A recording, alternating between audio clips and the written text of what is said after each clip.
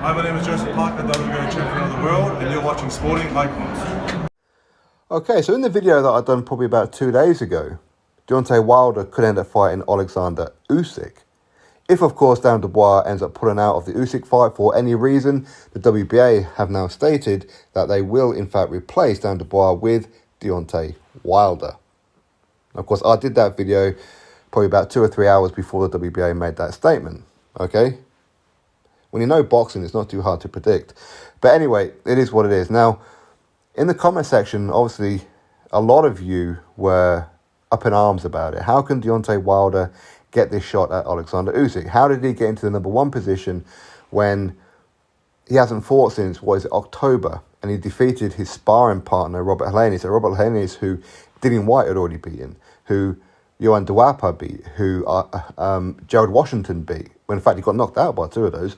So how can it be that Deontay Wilder, who's been knocked out 2 times in his last 3 fights, once on the floor twitching like he's convulsing, face down, arse up, the other one he quit. How does he deserve a shot with Oleksandr Usyk? A guy who, when he lost to Fury, made all the excuses in the world, and they were disgusting. They were. A guy in Deontay Wilder's WBC heavyweight world champion has a horrible resume. Horrible. Avoided all the tough type fights out there. Only fought Fury because he thought Fury was finished. A Luis Ortiz who's older than Tutankhamun and has beaten nobody himself. He fought the likes of Duapa and Spilka and Areola, and absolute trash resume. Will he go down as a Hall of Famer? Yeah, probably, but he shouldn't. That's for sure. Okay?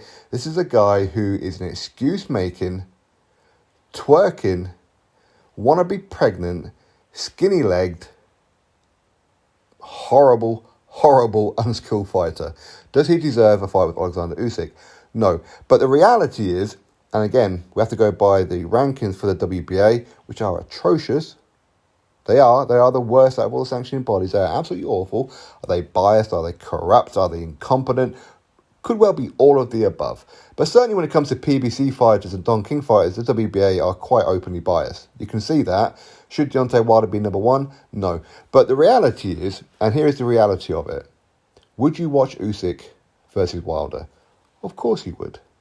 Of course you would. And we'll cover that in a second. But other alternatives, as per the top 15 of the WBA, who else is there? Martin Bakole? Well, Martin Bakole hasn't earned it, has he? He only fights prospects like the Hulk and Tony Yoka. When he stepped up against Michael Hunter, he got absolutely schooled by Michael Hunter. Even tried to quit right before he got knocked out. Does he deserve it? No. Anthony Joshua? Okay, Joshua's a 2-time former WBA unified heavyweight world champion. Does he deserve a shot of Usyk? Again, you could look at it and say, well, Usyk is a champion and Joshua's already fought him twice and lost twice. Should he get a third crack at it already? You probably have to say no. And I don't like saying that, but that's the reality of it. Would you be interested in watching, say, Usyk fight big baby Jaron Miller? He's in the top 15 of WBA. Or was he 6 or 7-0? Lenier Perro?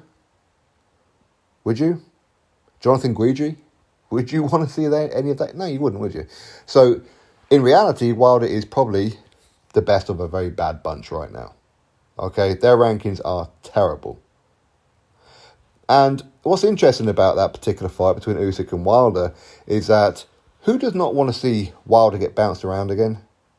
Get twisted like a pretzel to the point where Usyk will probably make Deontay Wilder hop around the ring on one leg making chicken noises before he quits. Who does not want to see that? Of course you do.